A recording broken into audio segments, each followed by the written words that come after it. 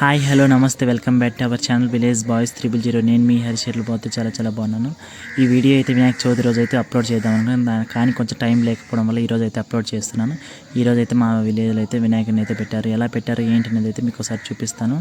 ఇప్పుడైతే full video కావాలంటే comment చేయండి. ఇప్పుడైతే డ్యాన్స్ లేజర్ అయితే మీరు అయితే చూడండి.